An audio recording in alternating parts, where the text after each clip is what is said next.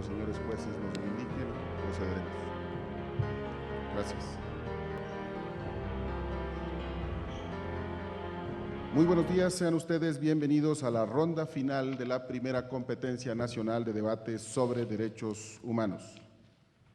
Me permito presentarles en primer término a las personalidades que nos hacen el favor de fungir como jueces de esta ronda. En primer lugar, la licenciada Miriam Cárdenas Cantú, presidenta de la Comisión de Derechos Humanos de la Cámara de Diputados del Honorable Congreso de la Unión. El doctor Juan José Ríos Estavillo, presidente de la Federación Mexicana de Organismos Públicos de Derechos Humanos y presidente de la Comisión Estatal de los Derechos Humanos del Estado de Sinaloa. El doctor Luis Efrén Ríos Vega, director de la Facultad de Jurisprudencia de la Universidad Autónoma de Coahuila. El doctor Máximo Carvajal Contreras, presidente de la Asociación Nacional de Facultades, Escuelas de Derecho, Departamentos de Derecho e Institutos de Investigación Jurídica de México. Y como presidente del jurado, don Mariano Azuela Huitrón, ministro en retiro de la Suprema Corte de Justicia de la Nación. El dilema a debatir en la fase final de la competencia es el siguiente. Las acciones planteadas por la Comisión Nacional de los Derechos Humanos en sus recomendaciones número 40 y 41, ambas del presente año, son idóneas, necesarias y útiles.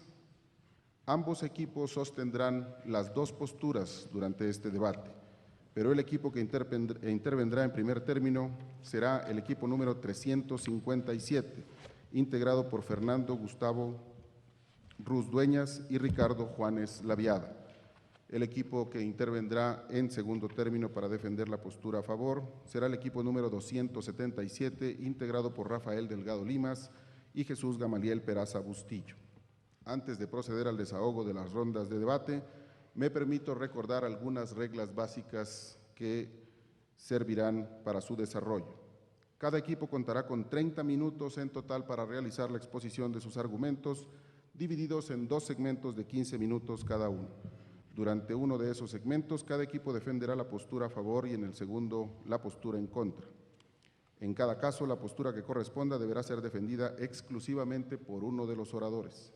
El tiempo será cronometrado en forma regresiva a partir del momento en el cual el moderador le ceda el uso de la voz al orador. Se le solicita a los oradores indicar el momento en el cual ha concluido su exposición para que el cronómetro sea detenido. Cada orador podrá usar libremente su tiempo, pero deberá obligatoriamente dividirlo en 4 segmentos, pues de lo contrario podrá ser penalizado en términos de puntuación. La extensión de cada uno de los 4 segmentos puede ser decidida libremente por el orador. Al terminarse el tiempo, sea cual fuera el turno de que se trate, si el orador continúa hablando, será interrumpido. Una vez concluido el tiempo o agotados los turnos, el moderador cederá el uso de la voz a los jueces a fin de que formulen preguntas a los oradores. Para contestarlas, cada orador contará hasta con 5 minutos que serán cronometrados también en forma regresiva.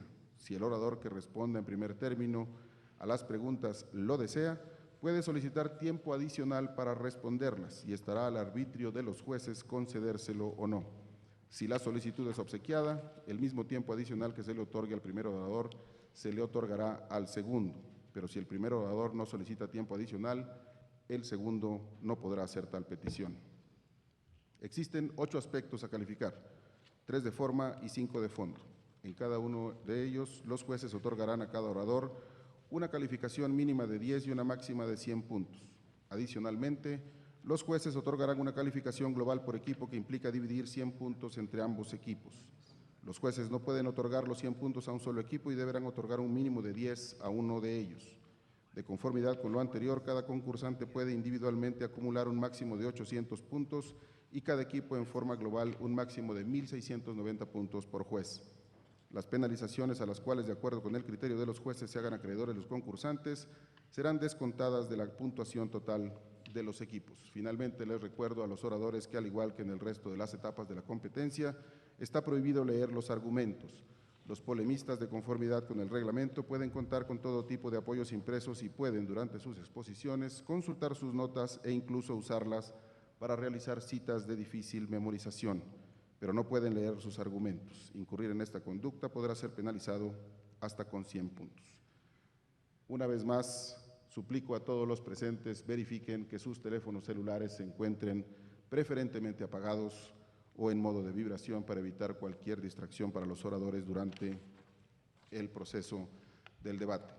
Preguntaría a los integrantes de los equipos si se encuentran listos para iniciar. Si la señora y los señores jueces no tienen inconveniente, podemos proceder al desahogo del debate. Para su primera intervención, tiene la palabra el equipo que defiende la posición a favor. Honorables jueces, ilustre equipo contrario y público que nos acompaña, muy buenos días. Mi nombre es Fernando Gustavo Ruz Dueñas. Junto con Ricardo Juárez Laviada, demostraremos que las recomendaciones 40 y 41 emitidas por la Comisión Nacional de Derechos Humanos son idóneas, necesarias y útiles. En primer momento, es necesario señalar el correcto razonamiento jurídico que la Comisión Nacional de Derechos Humanos realizó al determinar que las autoridades del Estado de Oaxaca violaron el derecho a la integridad personal de las personas que participaron en los hechos violentos registrados el 29 de noviembre en el municipio de San Jacinto Amilpa, toda vez que dichas autoridades fueron omisas en su deber de prevenir y evitar los enfrentamientos, lo cual puso en peligro la vida y la dignidad de las personas que se encontraban ahí, entre las cuales había incluso menores de edad. En un segundo momento, es necesario mencionar la idoneidad del razonamiento de la Comisión Nacional de Derechos Humanos al determinar que existió una violación al derecho a la educación en el Estado de Oaxaca. Lo anterior, porque el derecho a la educación, honorables jueces, es fundamental para el desarrollo de una sociedad. De igual manera, se encuentra vinculado con la erradicación de la pobreza y es necesario para la construcción de una sociedad más democrática. En palabras del Comité del Pacto Internacional de los Derechos Económicos, Sociales y Culturales, la educación es la puerta de acceso a otros derechos que dignifican a la persona. Lo anterior fue señalado en la observación general número 13 de dicho comité. De igual manera, la Suprema Corte de Justicia de la Nación ha señalado que la educación forma parte del derecho constitucional al mínimo vital. Como tal, debe de ser garantizado por el Estado en todo momento. Y la Corte Interamericana de Derechos Humanos también ha señalado que la educación forma parte del proyecto de vida de las personas, el cual no puede ser coartado por el Estado. La Suprema Corte, la Comisión Nacional de Derechos Humanos, analiza correctamente y aplica correctamente el artículo 3º constitucional, pues es obligación de los Estados procurar la educación a los niños. Distintos tribunales en toda América han señalado que cuando exista un problema y tengan que ponderarse derechos entre el derecho que tienen los maestros por manifestarse y realizar huelgas y el derecho que tienen los niños de recibir educación, debe de prevalecer el derecho de los niños a recibir educación. Lo que denota que las recomendaciones realizadas por la Comisión Nacional de Derechos Humanos se encuentran en sintonía con el consenso interamericano en cuanto a que es necesario que los niños reciban la educación en todo momento. Los hechos registrados en Oaxaca, mediante los cuales los niños se quedaron sin educación, forman parte de una violación sistemática a sus derechos humanos, por lo que era necesario que la Comisión Nacional de Derechos Humanos tomara parte en el asunto y emitiera estas recomendaciones para dictaminar que efectivamente las autoridades del Estado oaxaqueño habían cometido una violación a los derechos humanos, lo cual crea un precedente que afecta directamente la vida de más de 800,000 niños en ese estado. Por lo que reitero, honorables jueces, que estas recomendaciones son idóneas, necesarias y útiles. Es cuanto. Ya tenemos el cronómetro y para su primer turno tiene la palabra el orador que sostiene la postura en contra. El día de hoy nos encontramos aquí a fin de sostener que las recomendaciones 40 y 41/2014 emitidas por la Comisión Nacional de los Derechos Humanos no son necesarias, idóneas ni útiles. Esto para lograr la reparación integral del daño, ni son efectivas para combatir los problemas estructurales que se han originado en una violación sistemática en el estado de Oaxaca.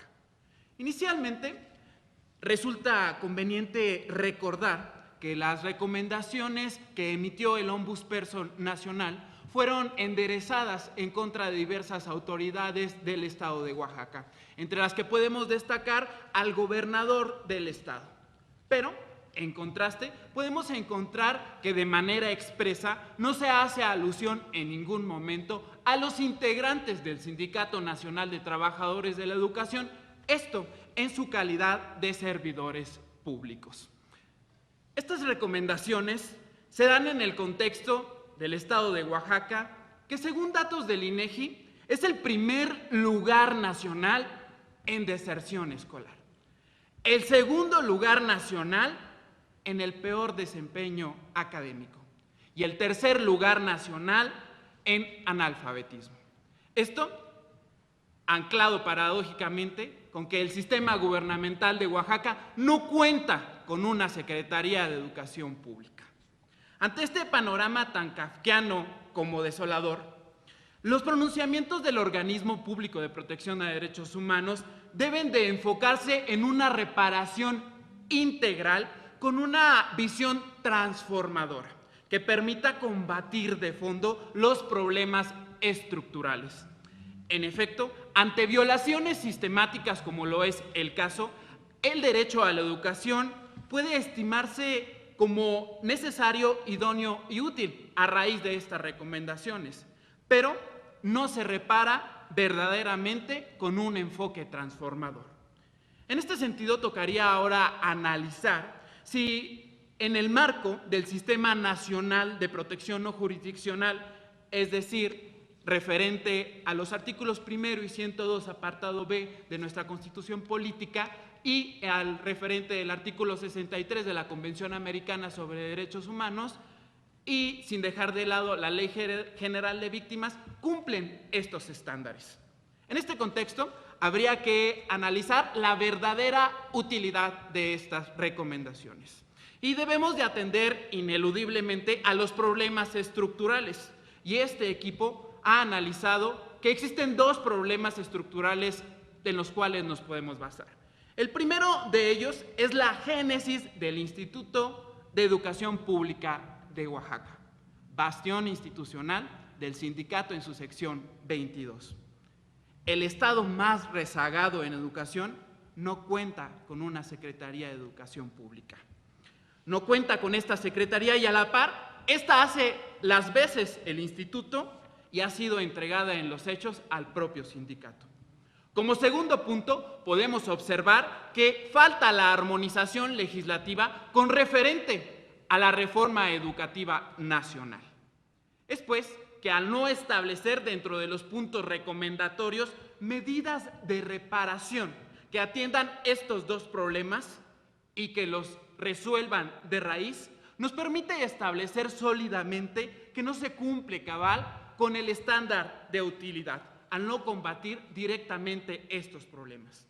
Ahora bien, tocaría analizar por lo que toca a la idoneidad, y resulta conveniente acudir al derecho comparado, en donde encontramos importantes precedentes o referentes, como es la tutela 1059-2001, emitida por la Corte Constitucional Colombiana, así como los criterios fijados por el Tribunal Constitucional del Perú y el Tribunal Superior de Justicia en Argentina, los cuales, en su conjunto, establecen que la educación es un servicio esencial y el mismo no se puede ver suspendido bajo ninguna circunstancia, mucho menos cuando se afecte el derecho de terceros, como es este caso, el de los menores, mostrando fehacientemente que la vía idónea es la otorgada por la protección jurisdiccional.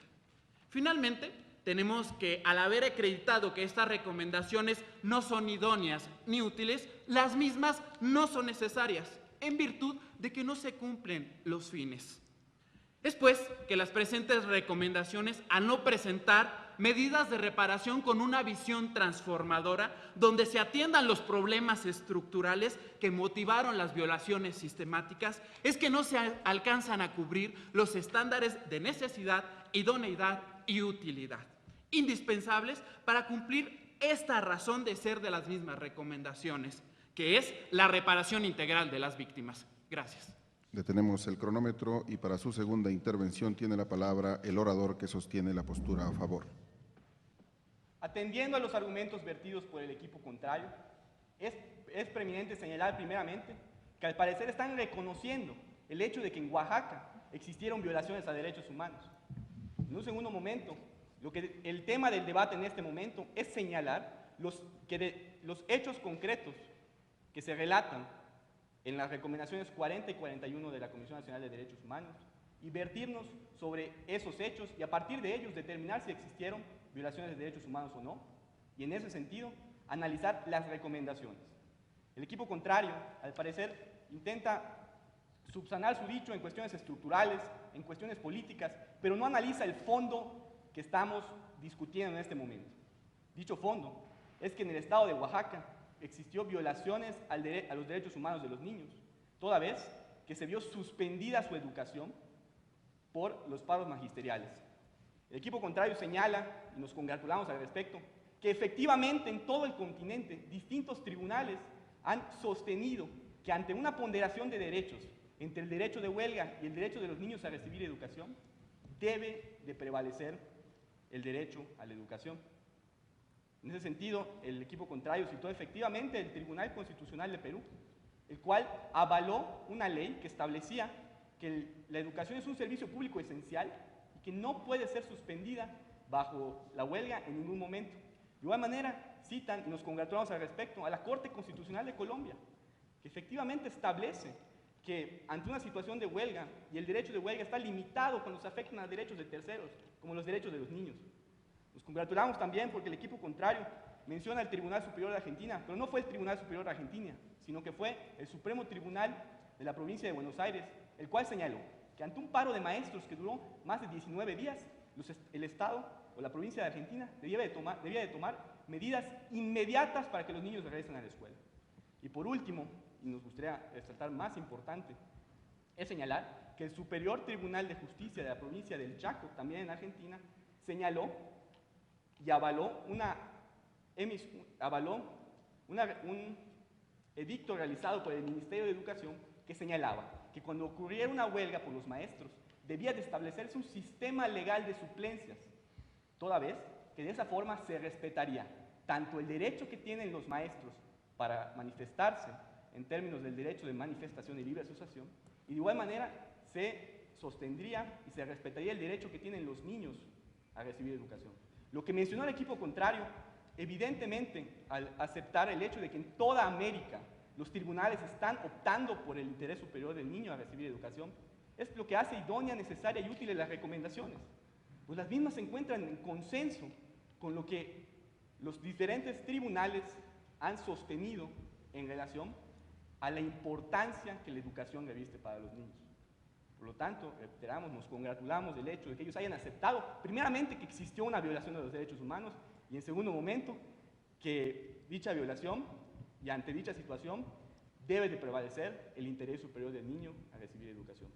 De igual manera, las recomendaciones emitidas por la Comisión Nacional de Derechos Humanos, efectivamente, en términos del artículo 102, apartado B de la Constitución, si bien no son vinculantes, realizan que las autoridades que en este caso, a las cuales se les emitieron las recomendaciones, tienen el deber de contestar dichas recomendaciones. Y si van a aceptarlas o no aceptarlas, deben de fundamentar y motivar dicha contestación. Por lo que se crea un precedente y un diálogo jurídico entre las autoridades y la Comisión Nacional de Derechos Humanos, que a fin de cuentas beneficia a los niños. Es cuanto.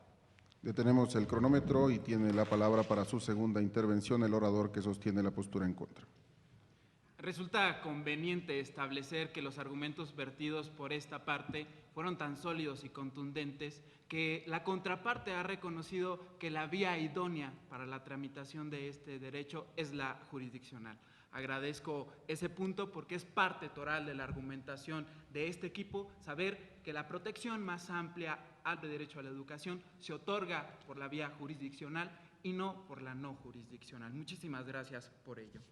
Además de eso, hay que reconocer que en efecto se cometieron violaciones a los derechos humanos por violaciones sistemáticas en el estado de Oaxaca. Y ante esto, la necesidad de la emisión de una recomendación.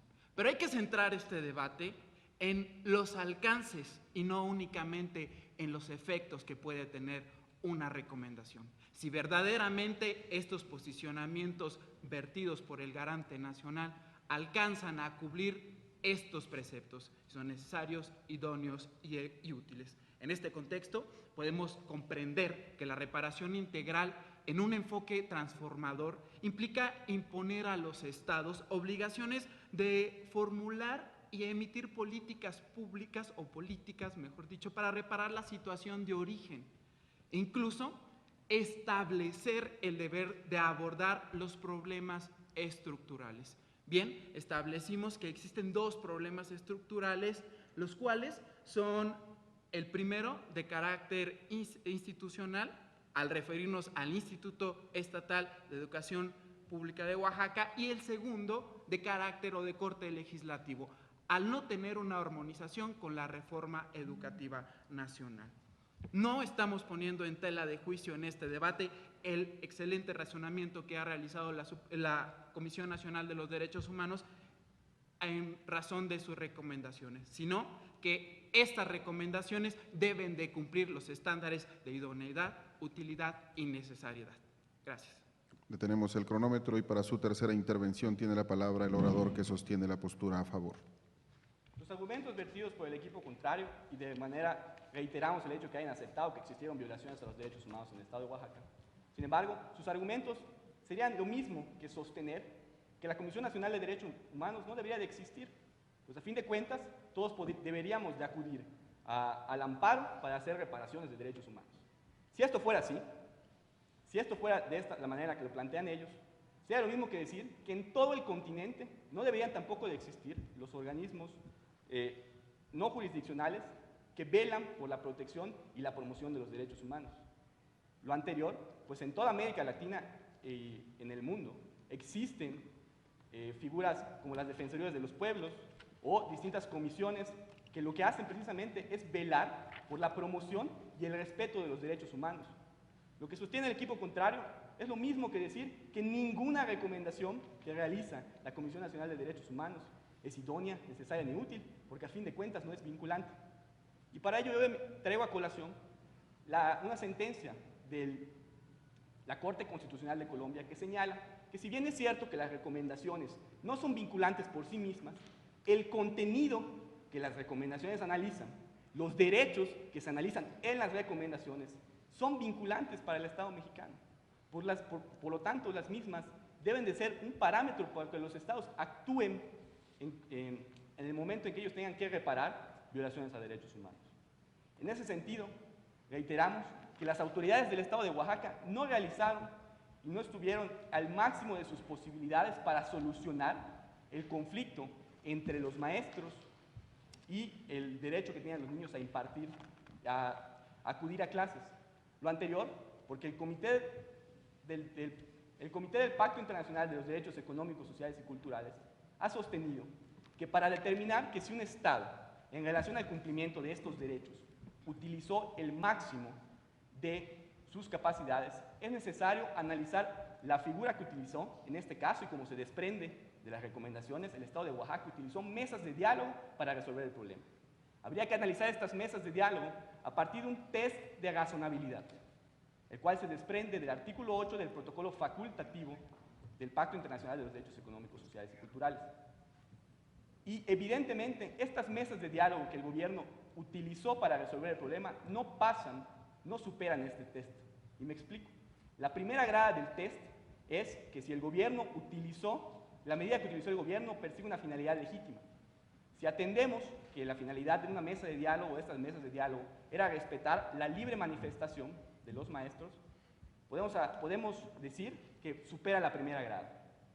La segunda grada del test establece que la medida que se utilizó no dejó de analizar otras obligaciones que el Estado también tenía en cuanto a sus ciudadanos.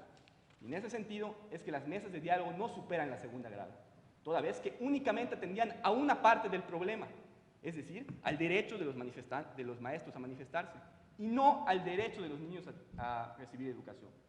Por lo tanto, podemos decir que la esencia precisamente de la educación es otorgarle clases. La esencia del servicio educativo es otorgarle educación a los niños antes que trabajo a los maestros. En ese sentido, señalamos que existieron violaciones concretas a derechos humanos en el Estado de Oaxaca y que la Comisión Nacional de Derechos Humanos, al emitir estas recomendaciones, actúa de manera diligente, pues crean un precedente para que nuestras autoridades velen por el interés superior del niño a recibir educación. Es cuanto.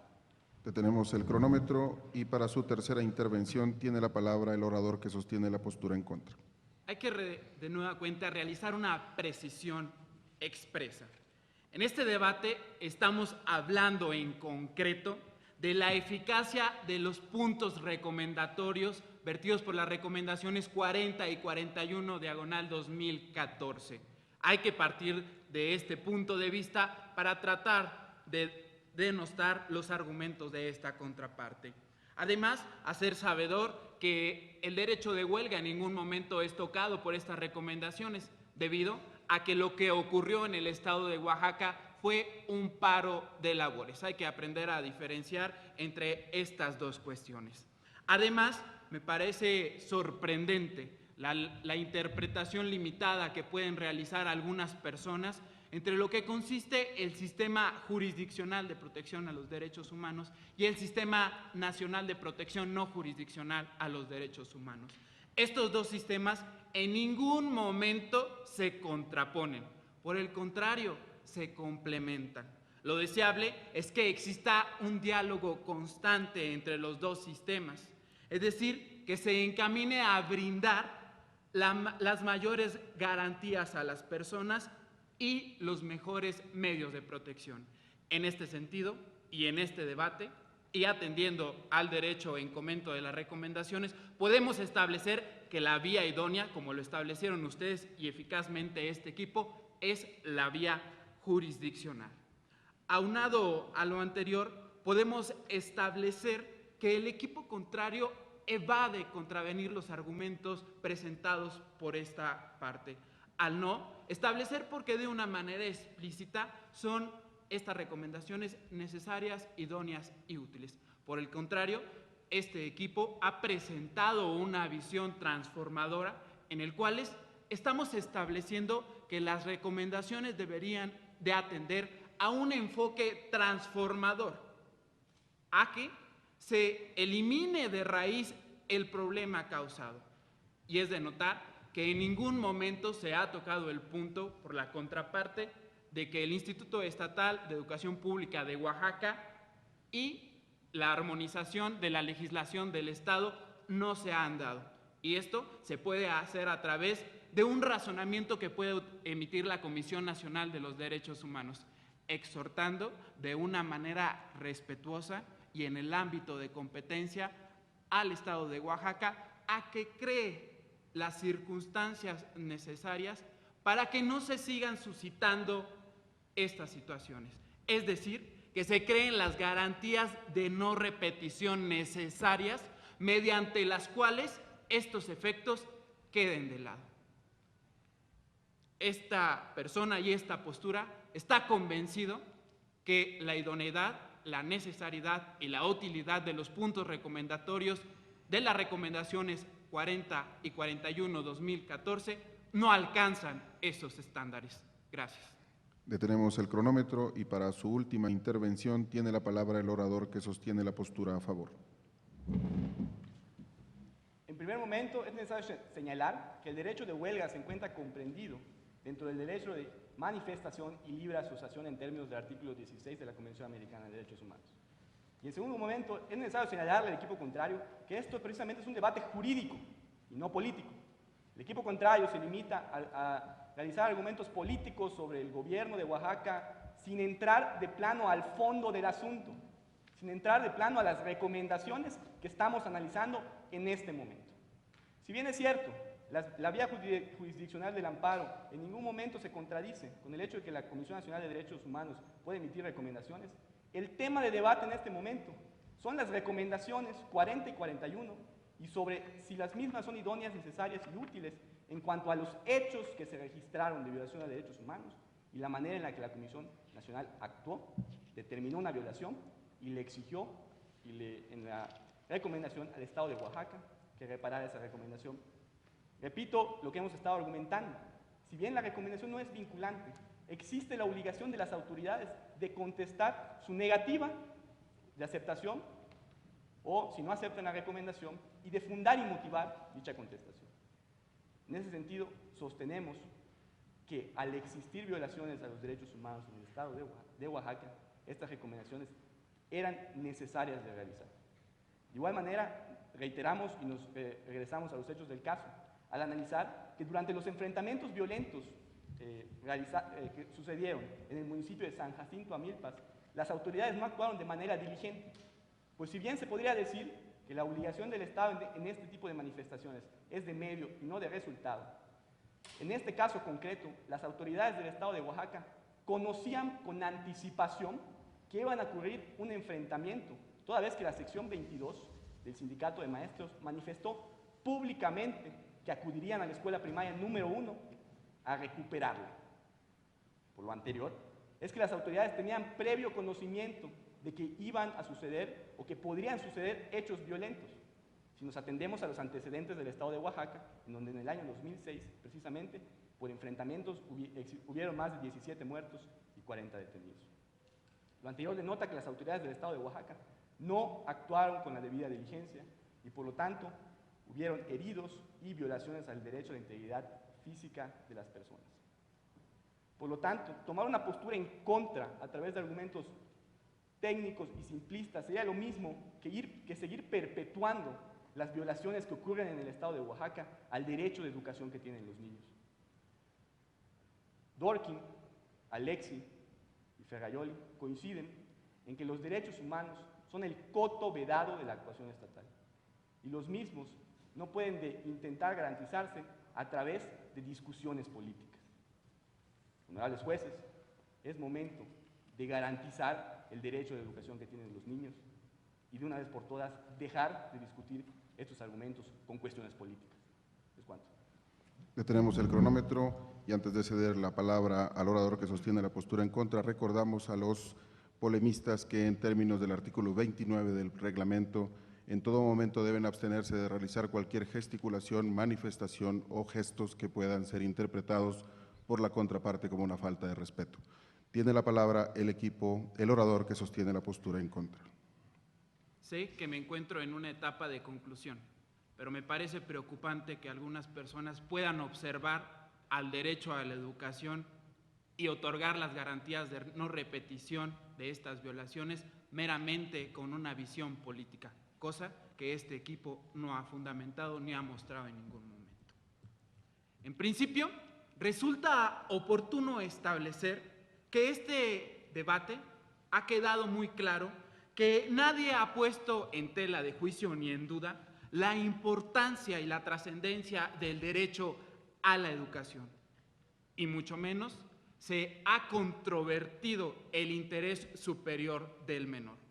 Por el contrario, es a raíz de estos derechos y a raíz de su importancia que nos hemos dado a la tarea de analizar que estas recomendaciones en el contexto educativo de Oaxaca no cumplen con los estándares de necesidad, idoneidad y utilidad. Ha quedado claro que el contexto de Oaxaca es excepcional y que no es muy diferente a todo el país y que históricamente existe un rezago en el desarrollo de esta entidad federativa, explicado en gran manera por el letargo educativo que permanece en la entidad.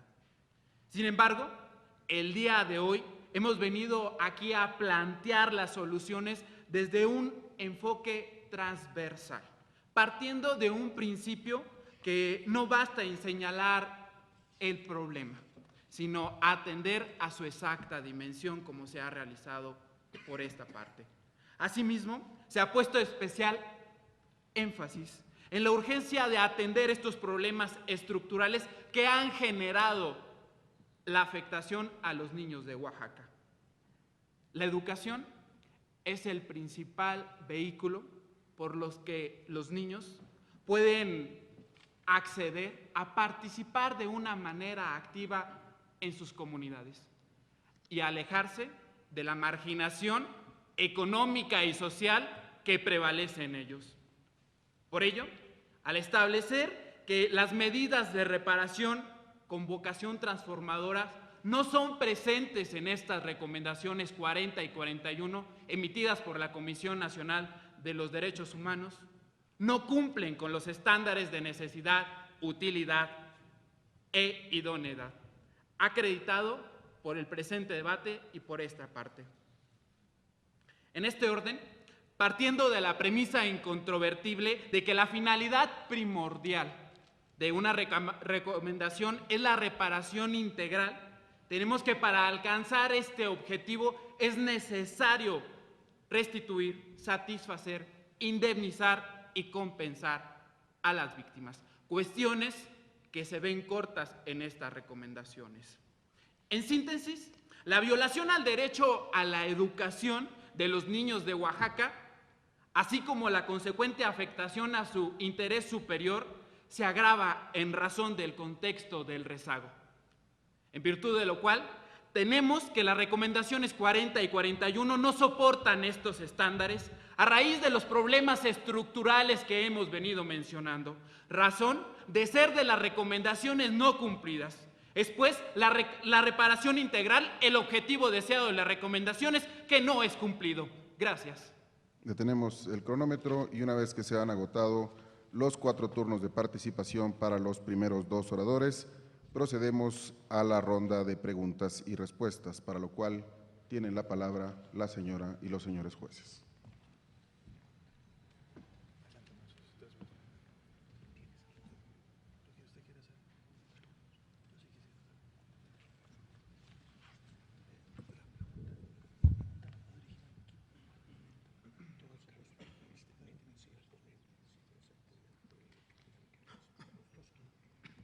En primer lugar, se le harán preguntas a la posición a favor.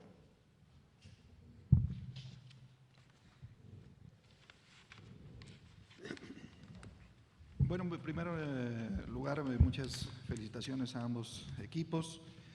Así que, en atención, nada más una pregunta sobre una inquietud respecto a uno de los argumentos vertidos en cuanto al alcance o la materialización de las no aceptaciones de recomendaciones por parte de los organismos públicos de derechos humanos. Me extraña que no se haya hecho un análisis sobre el efecto particularmente de la no aceptación. Es decir, estoy de acuerdo en el argumento para sostener en este punto de vista a favor, pero desde mi punto de vista, mi interrogante tendría que surgir sobre el efecto de esa recomendación. Es decir, ¿cuál sería el argumento a favor respecto al efecto de esa recomendación? Tiene la palabra el orador hasta por 5 minutos. Agradezco su pregunta, honorable juez.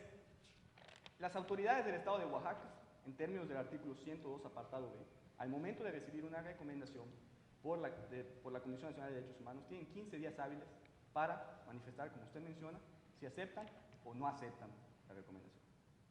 Si la aceptan, deberán cumplir efectivamente con las recomendaciones que se realizan, que en este caso serían tomar medidas para garantizar que los niños no se vean privados del derecho a educación. Si no aceptaran la recomendación, porque como hemos mencionado, estas recomendaciones no son vinculantes como lo sería una sentencia, si no aceptaran esta recomendación, tendrían que fundamentar y motivar el por qué no están aceptando la recomendación. Lo que evidentemente vendría en que las autoridades tendrían que dar razones de mucho peso para que en un hecho tan evidente como el que hemos analizado de violaciones a derechos humanos en perjuicio de los niños, ellas sostuvieran que no hubo una violación a derechos humanos. Y en ese sentido, la Comisión Nacional de Derechos Humanos podría hacer comparecer incluso a las autoridades ante el Senado o ante la Comisión Permanente para que expliquen su motivo de negativa. Si argumentamos de igual manera el hecho de que las recomendaciones no son vinculantes, sin embargo, los artículos y derechos que en ellas analizan sí lo son para las autoridades. En ese sentido, es que recae la importancia de que la Comisión Nacional de Derechos Humanos haga evidente estas situaciones para que en un futuro no se vuelvan a repetir. Es cuanto. Detenemos el cronómetro y dado que aún quedan 3 minutos con 27 segundos en el reloj, preguntaría a la señora y los señores jueces si tienen preguntas adicionales.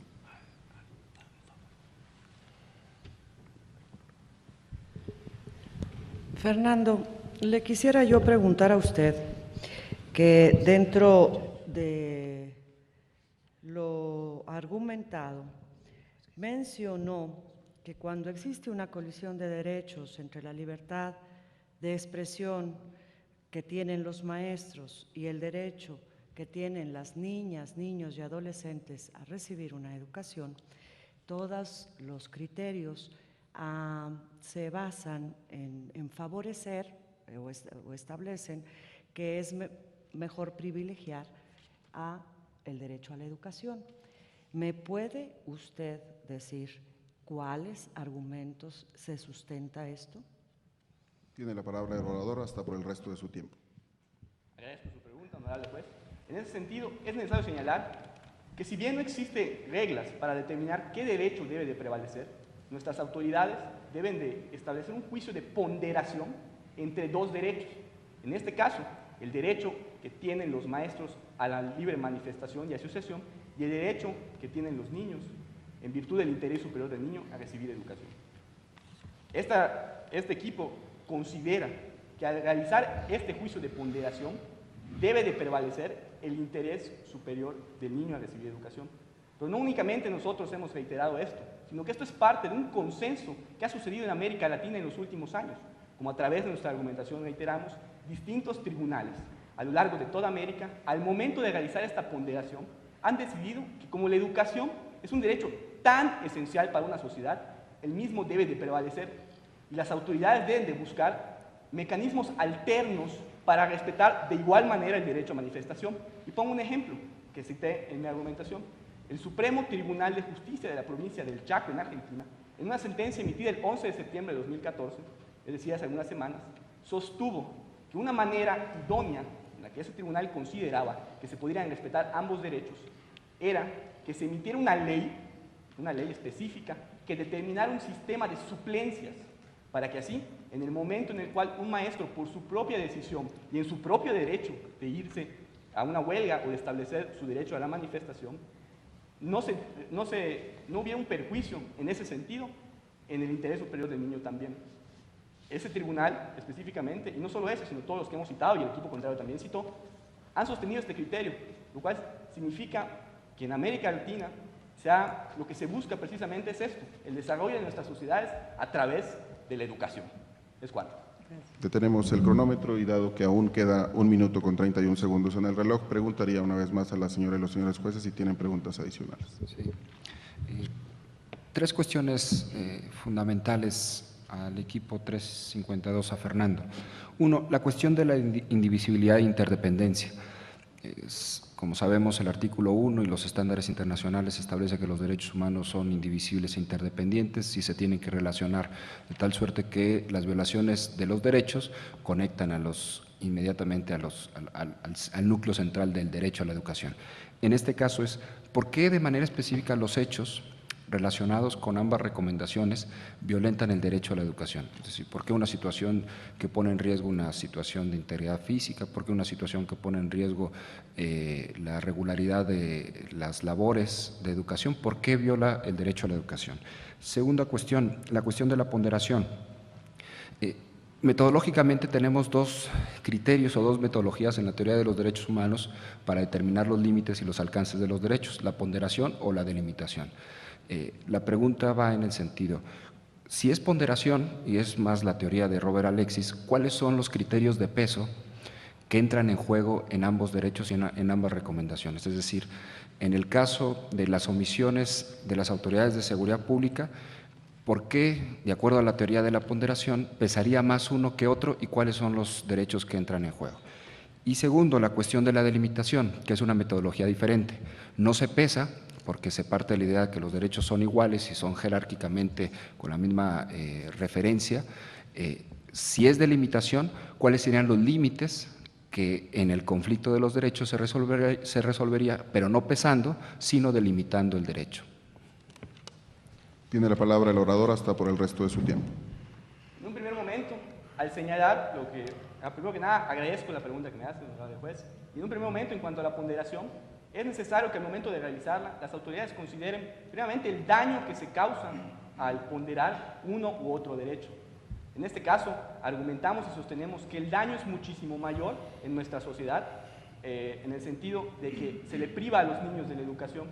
En un segundo momento, en cuanto a la ponderación, también es necesario visualizar o entender si no existen medidas menos restrictivas o medidas alternativas para solucionar el conflicto, que en este caso, como he mencionado, existen y es posible que los gobiernos las implementen. De igual manera, de los hechos de las recomendaciones se desprenden violaciones a derechos humanos, en el sentido, primeramente, de que la educación es un derecho económico, social y cultural, y si bien es cierto que el mismo se encuentra sujeto al principio de progresividad, también es cierto que se encuentra sujeto al principio de no retroactividad, en el sentido de que si los niños ya disfrutaban del pleno derecho a la educación, el hecho de que se les prive del mismo es una violación a tal derecho. De igual manera, el Comité del Pacto Internacional de los Derechos Económicos, Sociales y Culturales ha reiterado que un ejemplo de una violación al derecho a la educación es el cierre de escuelas en momentos de tensión política, como se analiza en los hechos del caso. Lo anterior lo señaló en la observación general número 13.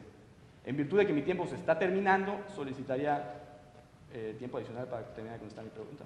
Si no tienen inconveniente. Y en relación a los hechos violentos, señalamos que las autoridades no se adecuaron a su deber de prevención, pues las mismas tenían conocimiento previo de que iba a existir una manifestación que podría resultar violenta en cuanto al contexto general de Oaxaca y a los antecedentes que se habían presentado en el mismo. De igual manera, tenía especial conocimiento de que iban a haber menores de edad en esa escuela. En términos del Tribunal Europeo de Derechos Humanos, en el caso Kimi contra Turquía, ha señalado que cuando las autoridades conozcan o tengan previo conocimiento de que es posible que exista un enfrentamiento o una manifestación violenta, su deber de prevención aumenta. En ese sentido, señalamos que al no prever de manera adecuada y no establecer un correcto sistema para prevenir las violaciones a la integridad física de las personas entre particulares, existió también una violación de esos derechos. Es cuanto.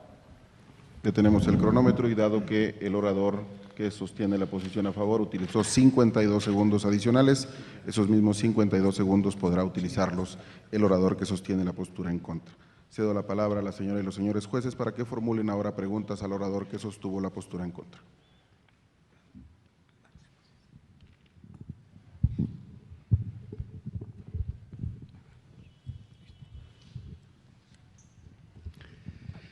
Buenos días. Yo quisiera formularle una pregunta, mejor dicho, dos.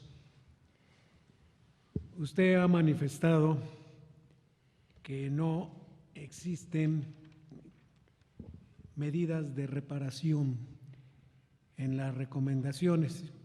En este caso yo le voy a pedir de favor que me comente si las recomendaciones particulares quinta, sexta y séptima de la recomendación 40 en su concepto no establecen medidas de reparación. Y la segunda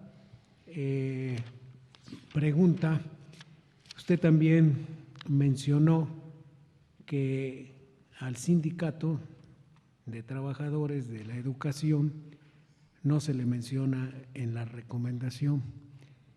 Yo quisiera también llamar su atención simplemente en dos párrafos, el 47 y el 48 de la recomendación 40, para que me diga usted si ahí realmente no hay una mención a dicho sindicato y a la sección 22 y 59. Tiene la palabra el orador hasta por 5 minutos. Gracias, agradezco las preguntas por parte del jurado calificador y voy a centrarme en un inicio en la segunda de las vertidas. Respecto a los párrafos que hace mención y de la manifestación de que sí existe un reconocimiento de establecer al Sindicato Nacional de Trabajadores de la Educación dentro de la recomendación, si bien entendemos que dentro de las recomendaciones se hacen alusión a este sindicato, no es marcada en ningún momento a lo largo de la recomendación como una autoridad responsable del hecho, lo que nos trae a colación que la Comisión Nacional de los Derechos Humanos no podría incentivar de una manera administrativa y en su caso penal en contra de estos servidores públicos. Espero haber contestado su pregunta y este fue el razonamiento y la reflexión que el equipo presentó al respecto de ese cuestionamiento.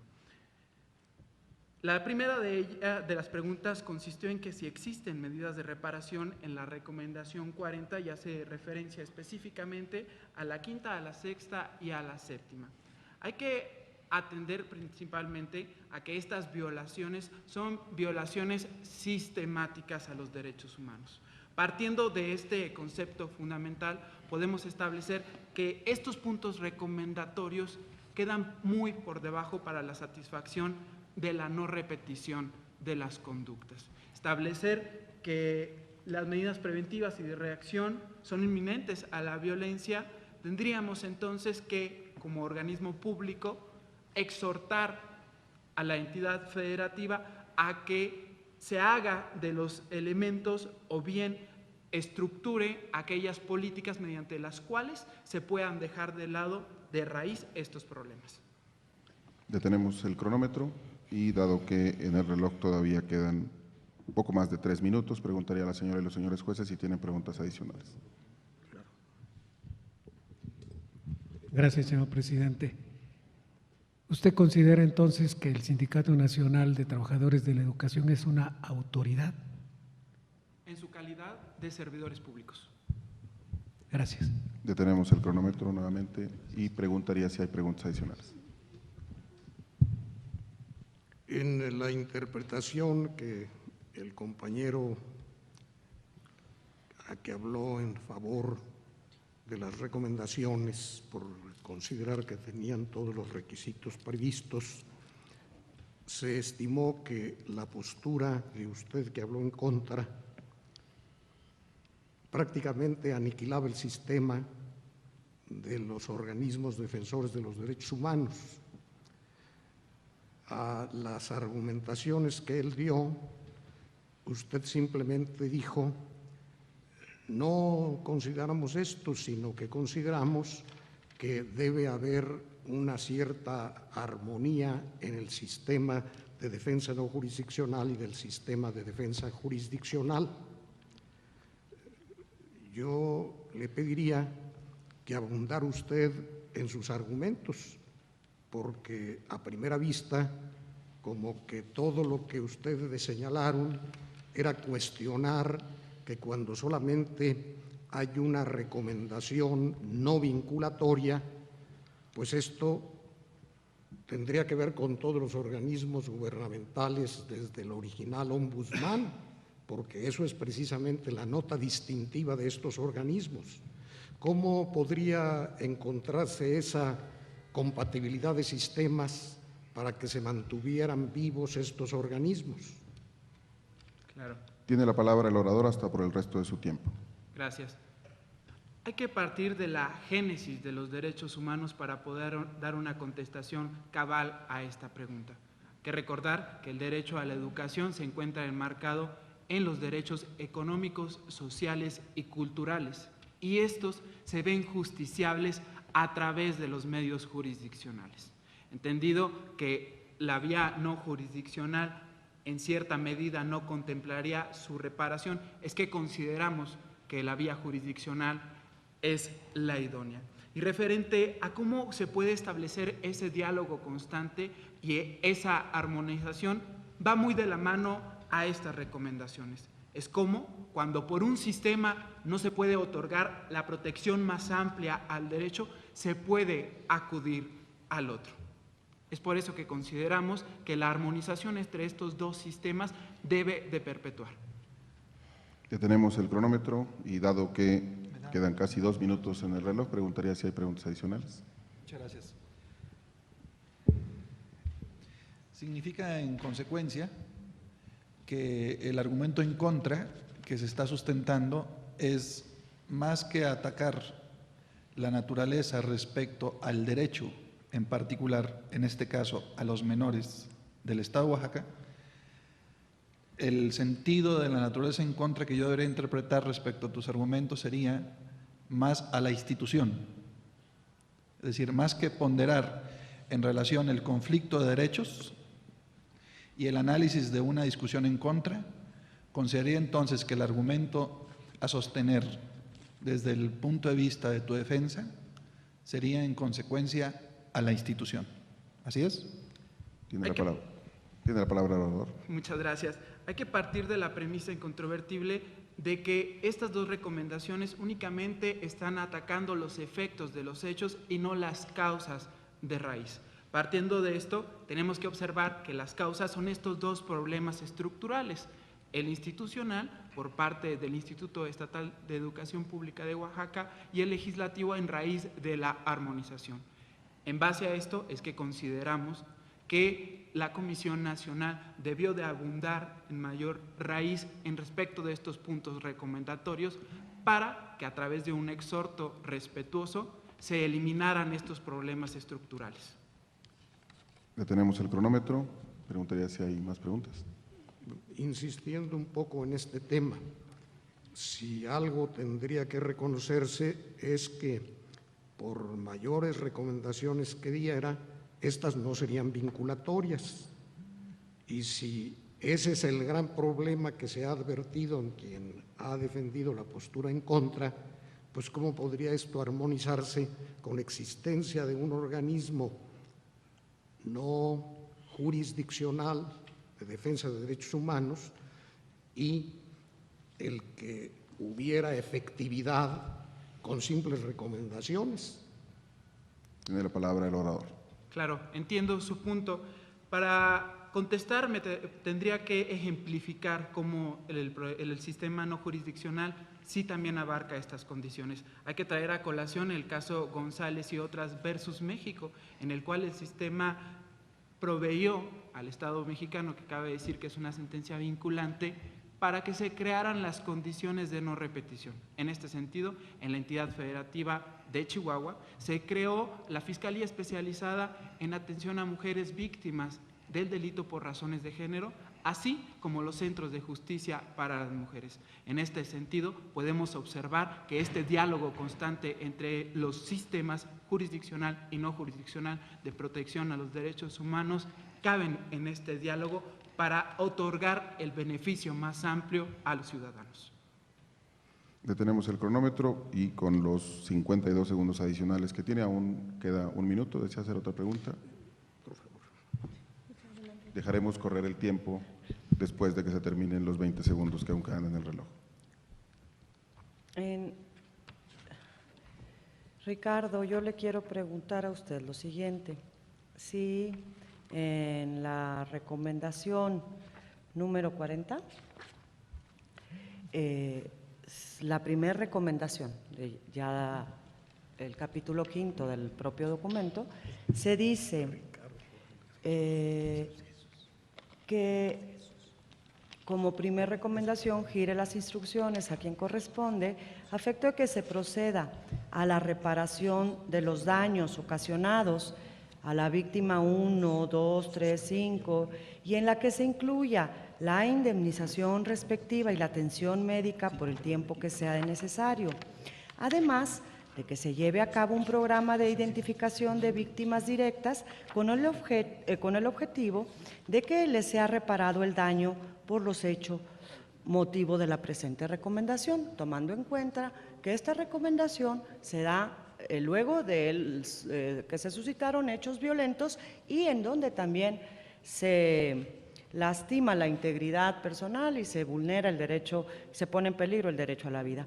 Y en la segunda recomendación se establece también en el capítulo 5 de recomendaciones, la primera de las recomendaciones en donde se dice que instruya a quien corresponda a efecto que se diseñe y establezca un programa de regularización pedagógica a efecto de resarcir el daño por las afectaciones ocasionadas por la suspensión de clases. Entonces, con estas medidas usted ha sostenido durante su intervención que son insuficientes para resarcir el daño, ¿cuál a su juicio serían medidas de reparación suficientes? Bien. Tiene la palabra el orador por los 20 minutos que están en el reloj, más 52 segundos. 20 segundos más 52. Perdón. Gracias. Hay que partir desde el punto de vista que la reparación integral integra 5 ejes centrales: la satisfacción, la rehabilitación, la restitución, la no repetición y la compensación. A raíz de estos 5 ejes centrales, considero que una garantía de no repetición, mediante el exhorto de este garante nacional, sería la creación de la Secretaría de Educación Pública, al cual dejar al Sindicato Nacional de Trabajadores de Educación fuera de las decisiones del gremio educativo en el estado de Chihuahua. Detenemos el cronómetro, quedan 38 segundos. Ha concluido entonces la ronda de preguntas e invertiremos ahora los papeles. El equipo número 277 sostendrá ahora la posición a favor y el equipo 357 la postura en contra. Haremos una breve pausa en este momento.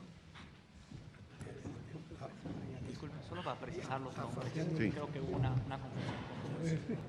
Sí, porque a ver, sí, mucha confusión porque dice la hoja equipo a favor. Bueno, equipo, sí. Sí, sí.